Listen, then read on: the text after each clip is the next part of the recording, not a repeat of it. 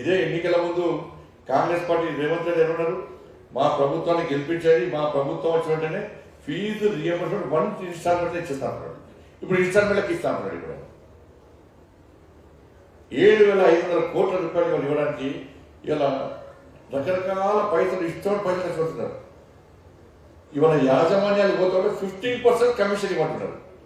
15% commission ఇస్తే ఒకటే instalment వచ్చేస్తాం. 15% కమిషన్ ఇవ్వకుంటే కొంత కొంత కొంత కొంత కొంత కొంత ఇస్తామంటున్నారు. బట్ ఇలా యాజమాన్యాలన్నీ ఎంత ఇబ్బంది పడుతున్నాయంటే అంత ఇబ్బంది పడుతుంది. కాబట్టి ఇలా కొట్లాడింది మేము ఇలా ఏ సమస్య ఇచ్చిపోలేదు. ఇలా తెలంగాణ రాష్ట్రంలో ఒక్కొక్క భారతీయ జనతా పార్టీ కార్యకర్త మీద ఇలా 30-40 కేసులు ఉన్నాయి. ఇవాళ నా మీద ఇప్పటికీ నేను హోమ్ మినిస్టర్ను, ఒక ఎంపీని, సెకండ్ టైం ఎంపీని, నా మీద 109 కేసులు ఉన్నాయి. 109 కేసులు నా మీద ఉన్నాయి. ఇప్పటికి ఇవన్నీ మా కుటుంబం కోసమో, వ్యాపారాల కోసమో, పిల్లలు దానికోసం కొట్టాడని కాదు, కేవలం మీకోసం కొట్టాడని. ఇలా గ్రూప్ 1 పేపర్ లీక్ చేస్తే హైదరాబాద్ కొట్లాడాం. తెల్లారి ఇంకా ఉద్యమం పెద్ద ఎత్తున యుద్ధం ట్రై చేసినాం. తెల్లారి మనం చేసే భారతీయ జనతా పార్టీ చేసే ఉద్యమానికి ఫామ్ హౌస్ లో ఉన్న కేసీఆర్, అప్పుడు ముఖ్యమంత్రి కేసీఆర్ బయటికి రాక తప్పదన్న స్థాయిలో ఉద్యమాన్ని ప్లాన్ చేస్తే ఇది లీక్ అయిన తర్వాత కేసీఆర్ ఏం చేసినట్టే నన్ను రాత్రి మా ఇంట్లోకి పట్టుకపోయి కేసు పెట్టాడు. ఇప్పుడు కేసు ఏం పెట్టాడు? సరే ఒక మ్యాథ్స్ పేపర్ లీక్ చేస్తే కేసు పెట్టు, ఒక సైన్స్ పేపర్ లీక్ చేస్తే కేసు పెట్టు, ఒక సోషల్ పేపర్ పెట్టు. నేనట హిందీ పేపర్ లీక్ చేసినాడు. హిందీ పేపర్ ఇవ్వడం లీక్ చేస్తారని చెప్పండి. నేను చెప్పిన మీడియాతో మాట్లాడినా చిక్క సైన్స్ మ్యాథ్స్ సోషల్ అంటే కనీసం పేరుకి హిందీ పేపర్ లీక్ చేస్తారు ఎవడన్నా. అందుకే నకలు కొట్టడానికి అక్కలు ఉండాలంటారు. కేసీఆర్కు నకలు కొట్టిండు కానీ అక్కడనే కూడా కొట్టిండు అన్నాడు. హిందీ పేపర్ లీక్ చేస్తానని చెప్పి నేను గ్రూప్ 1 విద్యార్థుల కోసం కొట్లాడుతున్నానని చెప్పి భయపడి ఇంకా ఉద్యమం సీరియస్ చేస్తాము, తెల్లారి ప్రభుత్వానికి గుణపాఠం వచ్చే విధంగా ఫైట్ చేస్తామని చెప్తే ఇవాళ నా మీద హిందీ పేపర్ లీక్ చేస్తానని చెప్పి ఇదే హన్మకొండ కోర్టు, వరంగల్ కోర్టు పట్టుకొచ్చి మొత్తం రాత్రంతా ఫామ్ హౌస్ చుట్టూ తిప్పి 8 పోలీస్ స్టేషన్ తిప్పి 5-6 జిల్లాలు తిప్పి రాత్రంతా నిద్రలో కూడా తిప్పి లాస్ట్ జైలు పంపించారు. నా లోన్ జైలు ఉన్నా నా కోసం కాదు, ఇది గ్రూప్ 1 అభ్యర్థుల కోసం, ఉద్యోగాల కోసం వెతుకున్నట్టు వ్యక్తుల కోసం నేను కొట్టాను. నిన్న కాక మొన్న గ్రూప్ 1 దానికోసం దోమలు కూడా పోయి ఒక మంత్రిగా ఉన్నప్పుడు కూడా పోయి కొట్లాడా. 5 గంటల పాటు దోమలు కూడా చౌరస్తాలో కొట్లాడాను నేను. ఇవాళ కిషన్ రెడ్డి గారు కూడా పోయి కూడా కొట్లాడాను. ఇవాళ 3170 మావంటి యుద్ధం కాలను చెట్టుకోళ్ళు, పుట్టకోళ్ళు, భార్య కూడా, భర్త కూడా, పిల్లలు కూడా ఇట్లా ఉద్యోగాలు చేస్తుంటే ఇలా వాళ్ళ కోసం కొట్లాడితే కరీంనగర్లో ఇలా ఏ విద్య ఇలా పోటీ చేస్తున్నా ఎవరో కొట్లాడలే.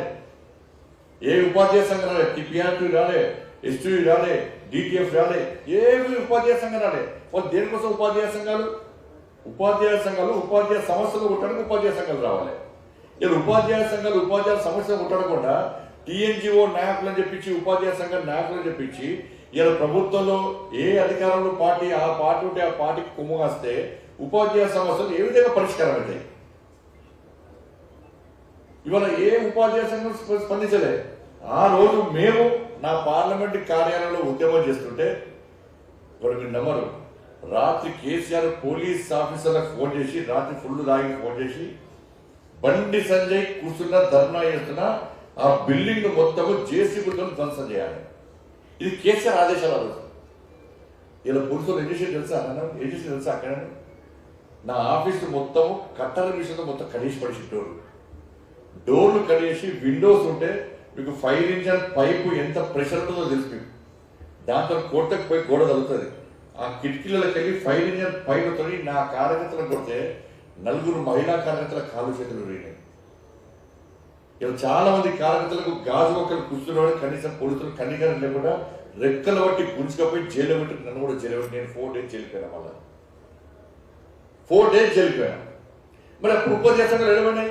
ఆ రోజు ఓన్లీ తపస్సు తప్ప, తెలంగాణ ప్రాంత ఉపాధ్యాయ సంఘం తప్ప ఏ సంఘం రాలేదు. ఓన్లీ తపస్సు వచ్చింది. మరి ఏడబడిన ఉపాధ్యాయ సంఘాలు టీఎన్జిఓ నాయకుల పని ఏంటి అంటే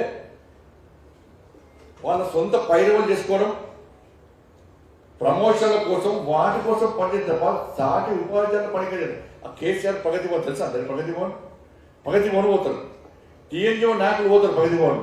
పోగానే మీరు టీవీలలో బ్రేకింగ్ ఇప్పుడే ప్రగతి భవన్ చేరుకున్న టీఎన్జిఓ నాయకులు అని టీవీలో వస్తుంది. పోయి లోపల కూర్చుంటారు. కూర్చొని కేసీఆర్ చేస్తాడు, ఆ సీసీ కెమెరా చూస్తాడు, వచ్చిరా అక్కడ కూర్చోబెట్టారు అంటారు. గంట సేపు కూర్చోబెడతాడు బయట వాళ్ళని. టీఎన్జిఓ నాయకులు గంట సేపు బయట కూర్చొని కేసీఆర్ సీసీ కెమెరా చూస్తాడు. టీవీలో ఏమొస్తుంది? గంట పాటు గంట సేపు నుంచి చర్చలు జరుగుతున్న టీఎన్జిఓ నాయకులు టీవీలో వస్తుంది. మెల్లగా 2 గంటలు కేసీఆర్ సార్ బయటకు వస్తాడు. అది ఇప్పుడు లంచ్ డిన్నర్ అంతే వాటి వీడు. సాయం ఏం చేస్తాడు? మధ్యాహ్నం ఇక వీళ్ళకి భోజనం చేయనంటాడు. ఇక ఎవరితో చెప్పి భోజనాలు ఏమంటే భోజనాలు ఏముంటాయంటే కాళ్ళకూర, తలకాయ కూర, బోటి, కీమా, మటన్, చికెన్, ఎగ్గు, ఈ బిర్యానీ, అన్ని పడతారు. ఇక 1 గంట సేపు తింటారు. ఇక తిన్న తర్వాత మెల్లగా సార్ అన్ని చూసి తిన్నాక బయటకు వస్తాడు.